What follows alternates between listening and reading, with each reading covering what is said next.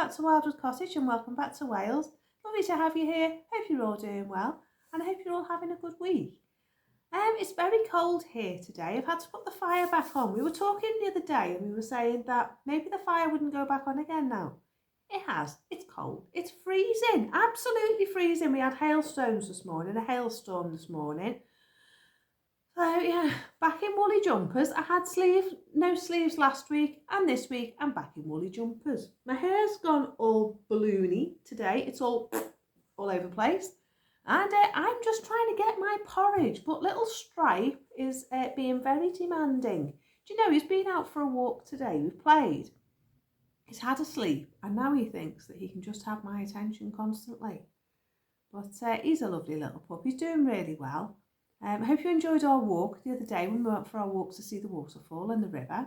There's not much happening in the polytunnel, but I am going to go out there and do some seeds today. I've started doing the hedge, the fence line on the field and up the top of the garden. So we're going to go and have a look at that in a minute because I've been getting silver birch saplings from the forestry trail. They grow along the path where they're in the way. And they're just going to get wind beaten and battered and cycled over and walked over. So what I do is I go along the path and I just take them out so that they're not going to waste and I replant them somewhere else. So what I've done is I've got some holly, which I got from the walk that way the other day. And when I went from a walk that way yesterday and today, I got myself some silver birch saplings. So some of them are actually quite big. One of them I think was about nearly a metre tall. And that cost a fortune if I was buying it online. So yeah, that's what I've been doing in the garden. So I'll show you what I'm doing along the fence line with that. Because what I want to do is I want to add some height to try and block out the noise from the bee place at the back when they've got the fans on. And I've heard that the noise of the leaves, when the leaves are blowing in the wind, it detracts the noise away and blows the noise away. So I'm going to try and use them as a sound buffer. Also means then I can tap them as well once they get big enough and make my own syrup from the birch. Because I believe you can make silver birch syrup like you can make maple syrup. So I'm going to try doing that. And I got, as I say, I got some holly as well the other day and I got a hazelnut, I think. So I'm going to just start putting things around the garden just to build up the canopy that's not too high, but that's not bushy out wide, which still means I'll be able to grow my plants, but it'll act as a bit of a wind barrier. It won't block out the sun, and they're not going to be big, tall, massive trees that I need a tree surgeon to come and look after. I can do them myself. So that's my thinking for that. So I've also been looking through my Eating for Victory book, and I'm going to be making a sponge pudding for tea. I did syrup sponge last week, but I'm thinking of doing something different this week. And I've seen a recipe in one of my cookbooks and it's for a peach cobbler, and you put the peaches on the bottom of the tray and then you put the sponge on the top and the sponge sinks down to where the peaches are, and then that cooks and then the peaches are then cooked into the sponge and you can have a bit of sponge pudding and have a bit of custard. Because I'm trying to build my calories up, because since I've not been able to eat all the processed food, my calorie count's gone right down, and with walking the dog as well, I'm starting to lose weight now. And I'm pleased I'm losing the weight. I'm just not getting the calories. I'm just not getting the calories. So I'm starting to eat, not unhealthy, but some more treaty stuff that I've made myself that's healthy and that's in keeping with my wartime theme. So I'm going to make the sponge pudding out of this. I've also filmed a couple of recipes. I've got my quiche recipe as well. I've done a different quiche. I've done a mixed vegetable quiche. So I've recorded that for you. I've recorded a bread recipe and I've also recorded a biscuit recipe as well. So there's plenty to come in the next few videos. So I'm just going to check what Puppy's up to because he's very quiet outside and he's just getting the right height to get on top of that wall. So I just need to go and check what he's up to. I'll be back in a minute. So I think I'm going to follow this recipe in this book, and it's under steamed pudding, and it's this one here. Just dropped Rudolph out my book. Just thrown a toy for Stripe. Yeah, it's called mock suet pudding and it's got fudge jam or syrup. So I thought I'd use that for my peach pudding. So I think that would be nice. I might try blending the peaches and leave some bits of chunks in and try and use that instead. And maybe add a little bit of syrup as well. So I think that would be really nice. So yeah, the recipe serves for, it's for making the most of your fat ration. So there's no fat in it. It uses an egg instead, which is what I tend to do now. I can't eat butter and fats. I just use an egg instead because eggs are fat. They do add fat to a recipe. So yeah, and we're doing the mock syrup pudding. If you've got this book here, Eating for Victory, I highly recommend it. It was about £3 on eBay, so I do highly recommend it. It uses 8 ounces of plain flour. Just a sec, he wants me to throw his toy. It uses 8 ounces of plain flour, 4 level teaspoons of baking powder, or 8 ounces of self-raising flour instead. Now I prefer to use self-raising flour because I don't like the taste of baking powder in my baking. I think it leaves a taste in the food and I don't like that flavour. A level teaspoon of dried egg, optional. A quarter of a level teaspoon of salt, a quarter of a pint of milk and water to mix, and 4 level teaspoons of jam or syrup. Now, instead of adding the tablespoon of egg, I'm going to add a small egg and I'm going to reduce the amount of milk. And that way then I'm really not adding anything extra to it, and I'm reducing then as well the amount of milk and the amount of water that I use. Just a second. He's being very demanding for me to throw toys for him. Oh, that didn't go where expected. Right, so that's going to be tonight's tea sorted out. I've also found a gingerbread without fat recipe in the same book, but on this page. And that uses 4 ounces of plain flour, 3 ounces of oatmeal, 2 level teaspoons of ground ginger, 2 level teaspoons of mixed spice, 2 ounces of sugar, quarter of a pint of milk, 3 level tablespoons of treacle or syrup, and 1 level teaspoon of bicarb. Now, instead of the plain flour, again, I'm going to use self-raising flour, and then I don't have to use the bicarbonated soda. And yeah, that's going to make a ginger cake. And I think that'll be nice because my husband can take it to where he can have a little snack and a little treat, and we'll have that throughout the week. So that's what I'm going to be making. I'm not using a lot of sugar. As you can see, those two recipes have used, let's see, 2 ounces of sugar. So you are getting the sugars from the treacle, but instead of the treacle, I'm going to use molasses because molasses has got high iron.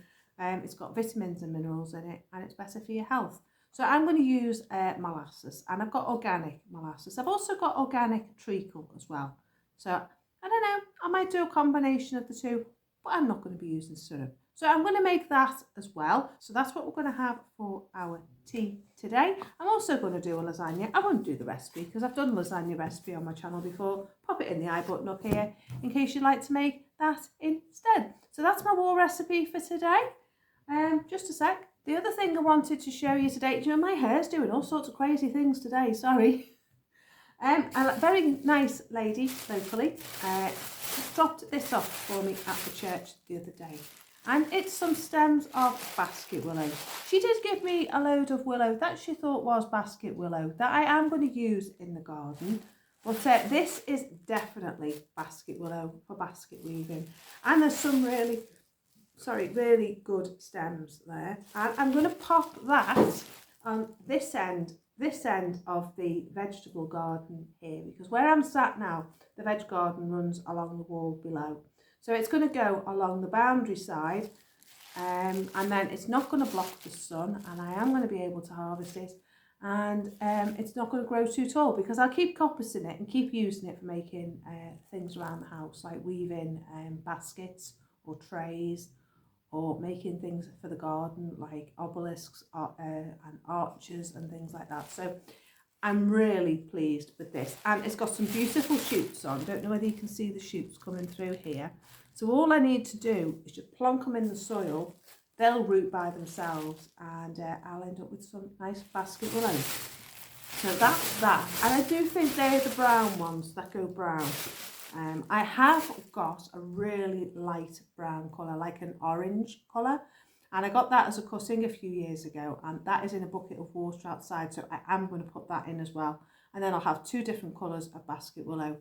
I'm not sure how many she's given me. I think she's given me about 12. There's 15. So that's a lot of willow. That's a lot of willow. But what I might do with the other stuff that I've got is I might put some around the field in the margins. We've got field margins, and they're about, what would I say, about 4 metres wide.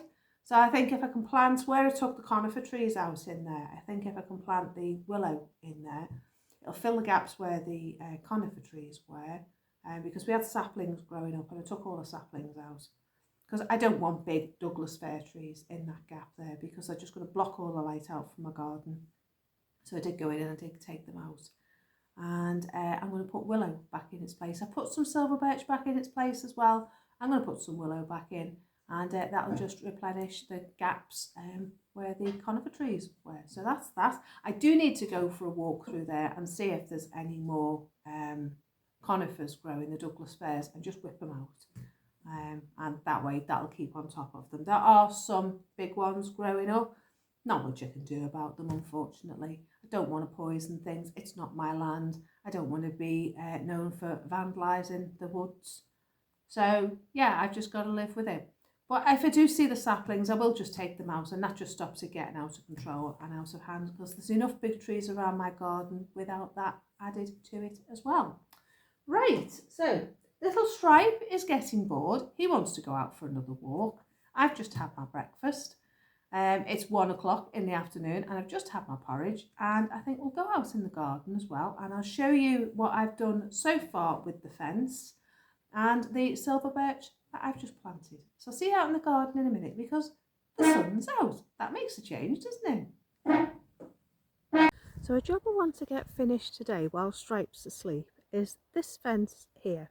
Now, as you can see, it's open to the cows when the cows come back, and I don't want the cows being intimidating to me or to the dog. So what I'm doing is I'm going to carry on this arch all the way along, and I'm going to make it into a climbing frame for the beans and the peas and things like that, roses and the clematis and all sorts of stuff like that, and just make it into like a plant tunnel all the way along.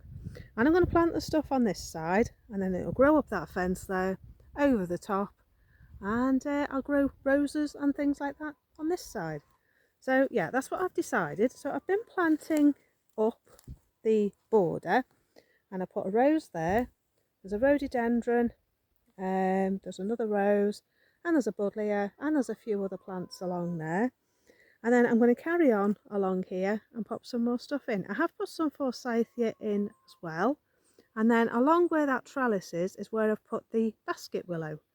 And I've got some more in the polytunnel to go in as well. So I've got this spire here to go in. And as I say, I've been putting forsythia cuttings in. And I'm going to put some black along the bottom, I think. Some of the weed membrane that I've got, just to detract the cows a little bit more from the dog, really, and then the dog can be out in this part with me. So I'm going to do that all the way along and all the way round, and then once the plants are filled out a bit more, I can take the black off, and the plants will act as the screen from the cows in the future. So I've got these posts to put on. I've tied them on in place for the time being, just to keep them where I wanted them, and then I'm going to put another one there, another one there. And then what I've also got is, if I can get down and show you, it's a little bit tricky down here, is these branches.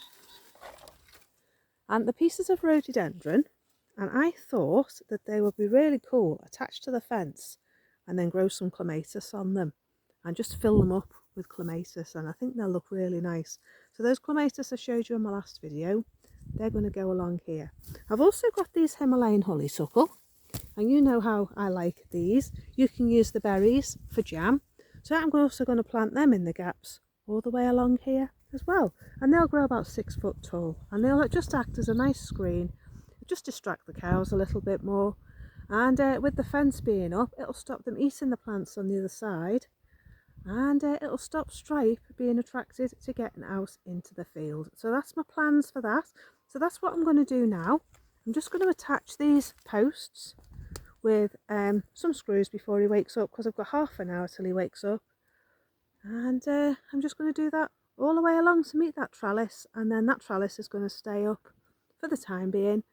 And I've also got some jasmine, and I want to plant them along there as well. So that's my plans so far. I might get some Russian vine, because Russian vine goes really, really quickly, and I don't mind it spreading the whole way along that fence and covering that whole thing up. So that'll be useful. So that's what I'm going to do now. I'm going to do the post, and then I'll show you when it's done. So I don't know whether you remember these borders here. This one I did last year, and I did one there last year as well. Well, Stripe's using them as a toilet, so I thought rather than leave them and then poo all over my plants, I've decided to take it apart and take it out. So what I'm doing is I'm resalvaging the compost, and that's going in the polytunnel, and that's going to build the new raised beds in the polytunnel. And all these plants in here are all going to go in the perennial border down there. So what I've been doing is I've been taking them out. So I'm going to start taking them through now, and I'm going to start putting them in. I've got these mullein. I love mullein. It's a great medicinal herb. I use it all the time for cups of tea. It helps with my chest with my allergies. So they're going to go in the big perennial border.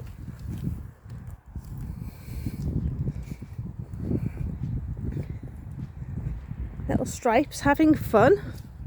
He's always up to mischief. He's just got up. But say hello, Stripe. Everybody wants to say hello. He's a good boy. He is a good boy, really. He's seen his ring, his little toy. No. So he can have this. Should we put this on there?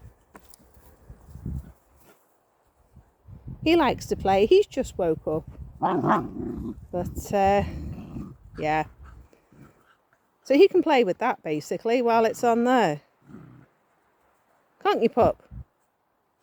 So yeah, I'm in the middle of tidying the beds. I've done the hedge as best I can without a hedge cutter, because both my hedge cutters broke. And I've been clearing this border, so it's all the dead stuff's all been taken out. That's pup eating the plants. So I've got to tidy this border and tidy up there. Oh, I've just noticed a branch is broken off. Oh dear.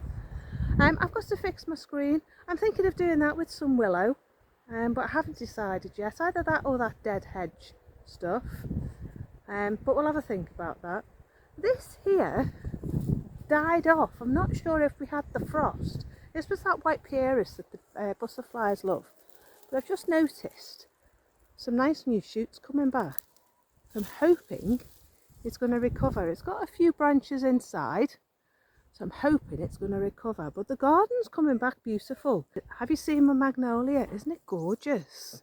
I don't know why it always comes back with those brown tinge where it's opened up out of the husk. But it's beautiful. And this sister last year, look at those flowers. I can use them in the dye pot as well. So I'm really happy that's grown and that's taken, because I had two and one of them didn't grow. So yeah, I need to tidy up this border all the way along, all the way around to my beautiful azalea. Do you want me to show you the pink in that azalea? The one at the top in the woodland walk has come up as well. It looks absolutely beautiful. Sorry about the light, it's the sun. But have you seen the pink? Isn't that stunning? Absolutely stunning. It looks a lot lighter on the camera, but it's absolutely beautiful. It's always a delight. And I think with all the rain, everything has just done really, really well so far this spring. It's all opened up early. It's all come out nice and vibrant. I mean, this is the brightest I've seen it in the 4 years I've been here. But it's absolutely gorgeous. It's beautiful. So I'll cut the hedge back quite hard so that I can see my azalea. The camellia's nearly finished now. And the girls are back in their tractor up there. There you go. I mean, look how beautiful that is. It's gorgeous. So yeah, everything seems to be coming back in the border. I've got too much of this daisy here. Let me just zoom you in. This daisy here, it grows about 5 foot tall, has a little white daisy flower on it. Do you know, it's spreading everywhere. I think I need to start dividing it up and taking it out. So I'm going to have to do that. But yeah, everything seems to be coming back. The commissias look like they're going to do really well. I've got daylilies. And yeah, the echinopsis, look how healthy that echinopsis is. Beautiful. Just a sec.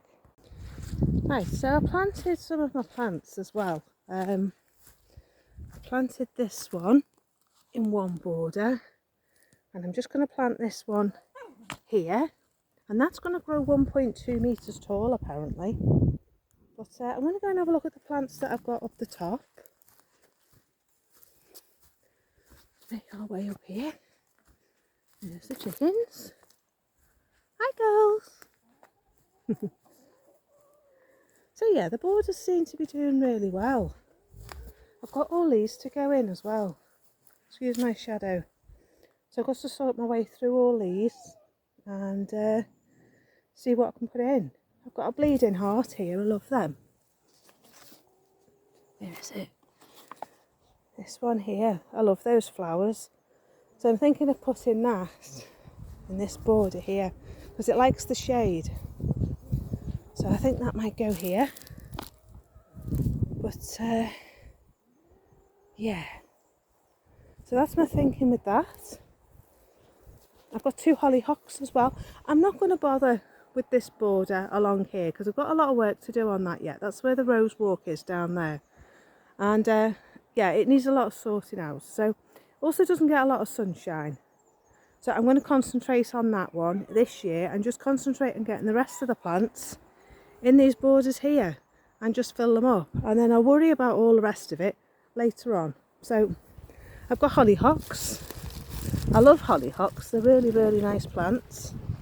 So I might put them in this border as well, in here.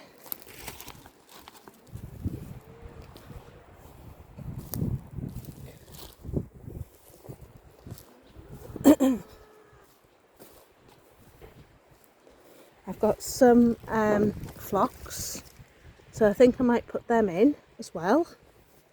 I did have another one, I'm sure I did, I had more. Not sure what they are.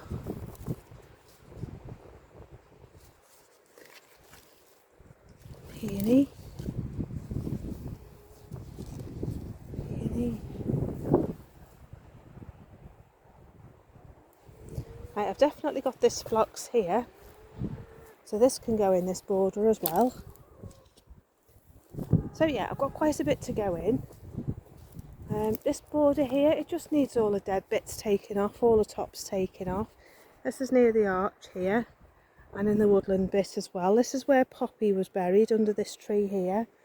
And I thought that was dead last year, but it seems to have come back. Yeah, so it's just a case of just getting everything tidy.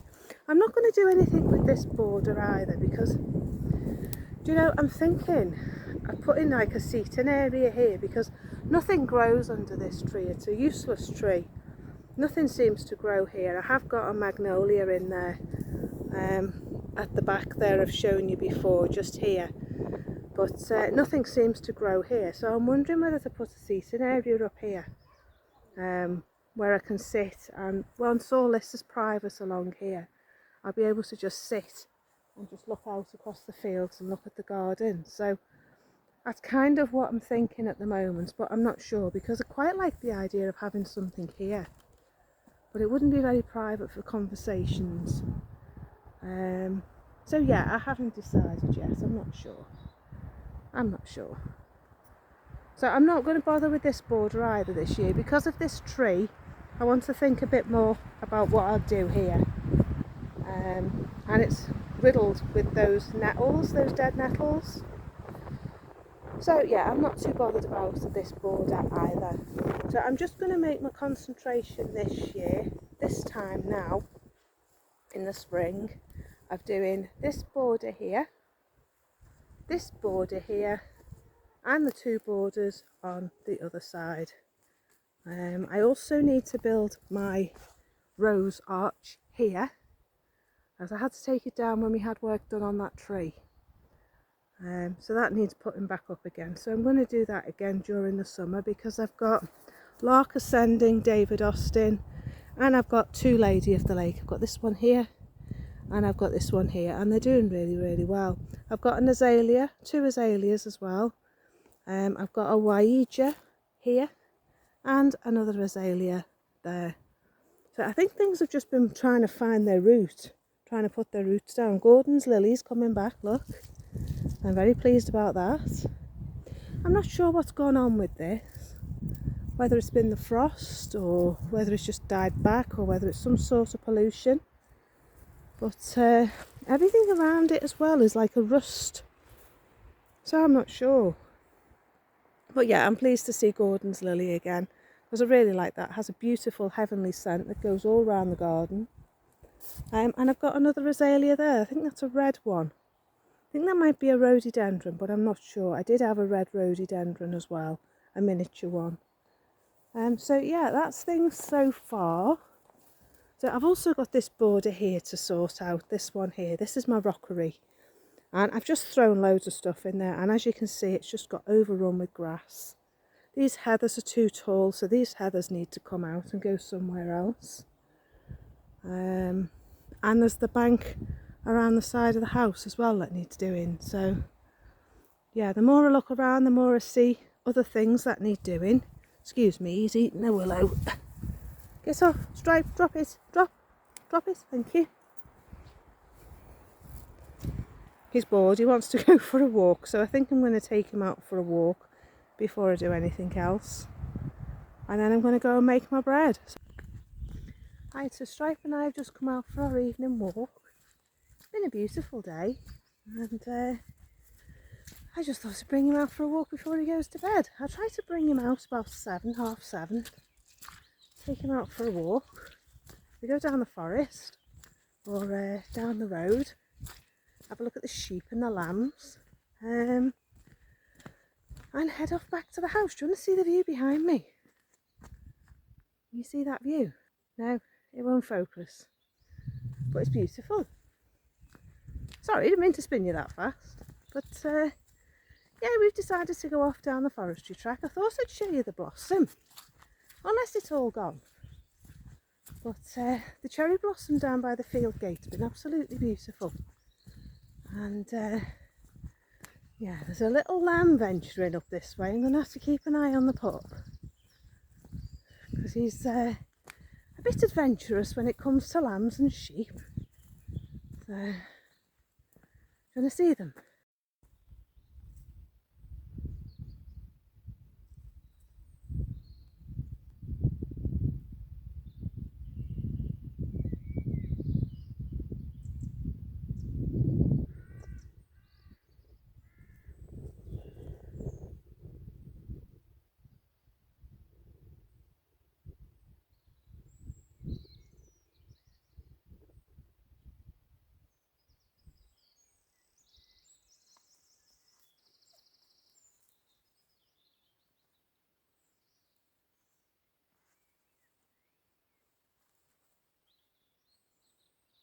There's that cherry blossom, can you see, next to the hill? It's been absolutely beautiful.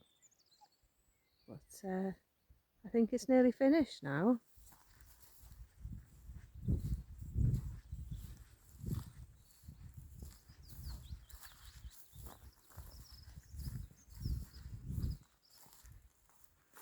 All these trees here are things that have usually just fell down. And they don't tend to cut these long trees. I mean, have you seen the length of that? That's just one tree. That's huge. Yeah, that's just one tree, that top one there. Amazing. Really long. And you know, they just drag it. They drag it up. But that is just one tree. All that long. But I don't think it's any good for anything. I think that's why they've just left it. But these ones here, these will all get made into fence posts and gate posts. So yeah, he measures them all with his little tape measure. And as you can see, these square ones are ones that they've already had made into fence posts, gate posts, and they have them made in a local sawmill. So all this wood here will come off the estate and been made into fence post. It's probably started out like that at some point, gone off to the sawmill and come back like that. So come on, let's carry on our walk. You can see that blossom now.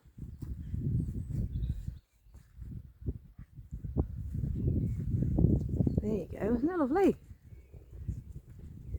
Right, we're going down there. Been this way before, and that blossom smells delicious. I don't think there's ever any cherries on it. I've never seen any. Birds probably get to it first. Right, we're going through the gate. You coming? Come on, leave the poo alone.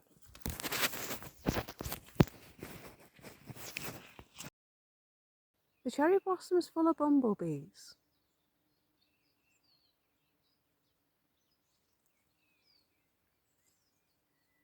Can you hear them? Full of bumblebees.